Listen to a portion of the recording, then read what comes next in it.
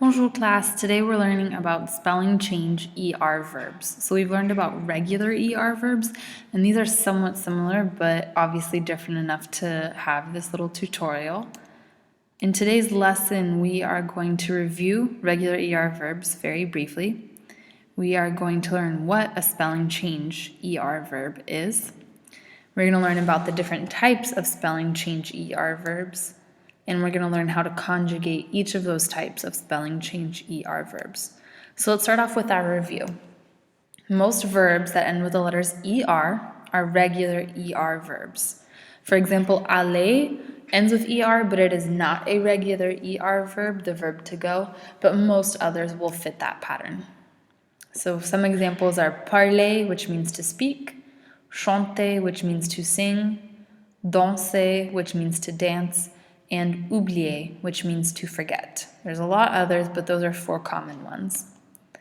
To conjugate regular ER verbs, and we're going to use parler as our example, you need to drop the ER ending from the infinitive. This part over here, parler, that's the infinitive. So we're going to get rid of that ER, and then we're going to be left with what we call the stem.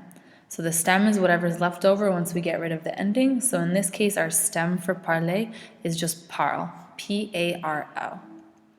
Then we're going to add the correct ending based on who's doing the action described by the verb. So if your sentence has to do with I or je, the ending is E. So we take that E, we add it onto the stem, and we have parle. For tu, the ending is es. For il, elle, or on, so he, she, or just one in general, you add an E. For nous, for us, you would add ons. For vous, which is you, either in a formal situation or in a group setting, you would use easy. And for il, elle, plural, they, you would use ent at the end. So this is our conjugation pattern for regular ER verbs. A spelling change ER verb pretty much follows this pattern, but there's something that changes a little bit. So a spelling change ER verb is a verb that ends in the letters ER, but that would have something kind of weird about the pronunciation or spelling if it followed the exact rules. So if we followed those rules from the last slide to a T with a spelling change ER verb, something would be a little bit off about the way that we say it. So, for this small group of verbs, they have a small change in the spelling of just one letter or accent when it is conjugated. And these are the verbs that we call spelling change ER verbs. So what types of spelling change ER verbs are there? The first one is adding an accent grave, and that's the one that goes down from the left to the right, to conjugated forms of an infinitive that does not have any accents. We're going to go over examples of all of these later. We're just doing an overview right now of the different types. The second type is replacing an accent aigu, so the one that goes up at the end, in the infinitive with an accent grave, the one that goes down, in conjugated forms. The third type is changing the Y to an I when we conjugate a verb where the infinitive ends in YER. And then lastly, sometimes we add an E to the new conjugation of infinitives that end in GER. So it's important to note that for types 1 through 3, there's going to be a change in the conjugation for je, tu, il, elle singular, and il, elle plural. For types 1 through 3, the conjugations for nous and vous will stay the same, and the rest will change. For type number 4, actually the only one that changes is the conjugation for nous, and the rest stay the same. Let's go over these step by step.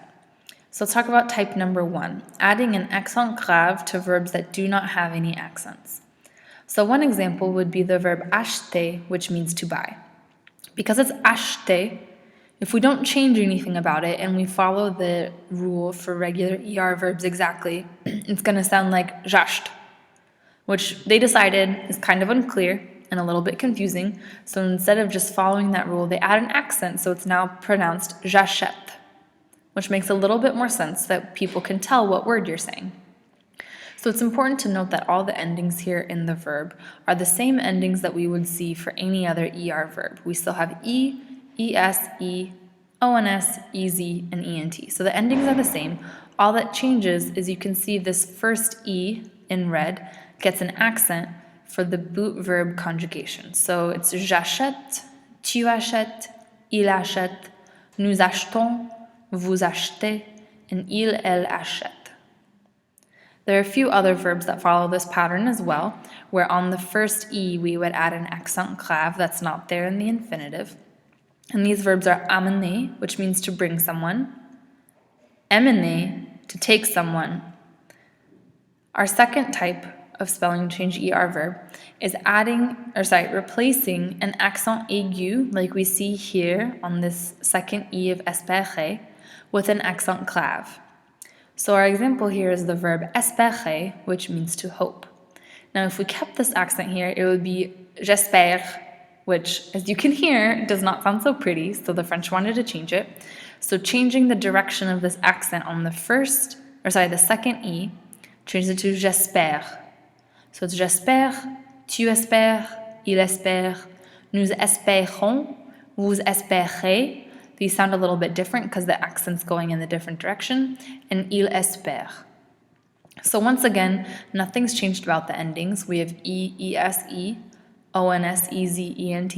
The difference is just in the boot verbs, je, tu, il, and il plural, where the E in the middle gets an accent grave. There's quite a few other verbs that follow the same pattern as espérer, where the accent in the middle changes direction. One of those is célébrer, which we can probably guess means to celebrate. Considérer, to consider. Posséder, to possess. Préférer, to prefer. Protéger, to protect. And lastly, répéter, which means to repeat. Our third type of spelling change ER verb is changing the Y to an I for infinitives that end in YER. These are still ER verbs because the last two letters are ER, but we're talking more specifically on this slide about ones where the Y is at the end for ER as well. So for example, we're going to use envoyer, which means to send.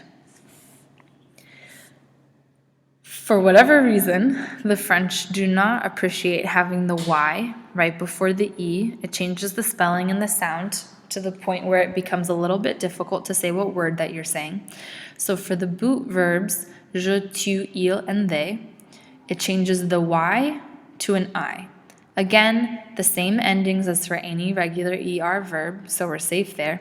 We just need to change the Y to an I for everything except for nous and vous. So this would be j'envoie, tu envoies, il envoie, nous envoyons, vous envoyez, et il envoie. Other verbs that follow the same pattern where the Y changes to an I for I, you, he, and they are employer, to employ, essayer, to try, nettoyer, to clean, and lastly, payer, which means to pay.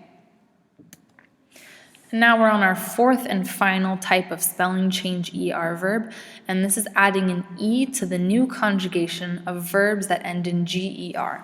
So similarly to the last slide, we're still talking about regular ER verbs because we have ER at the end, but there are some verbs that always have that G and right before the ER. So these have a spelling change only for the new form. For example, we have nager, which means to swim. So we have je nage, which we're used to, but once we get over to nous nageons, we swim. If you don't have that E there, the G coming right before that O, when you have a G and an O next to each other in French, that would make a very harsh sound. So it would be, without this E there, if we followed the exact pattern, it would sound like nous nagons. And nagon, it's hard to tell what verb you're talking about. So they add that E there to soften the sound of the G, so it becomes nous nageons. But the rest are the same, follow the same pattern. It's just this new here in bold, we add that E there that we don't have otherwise.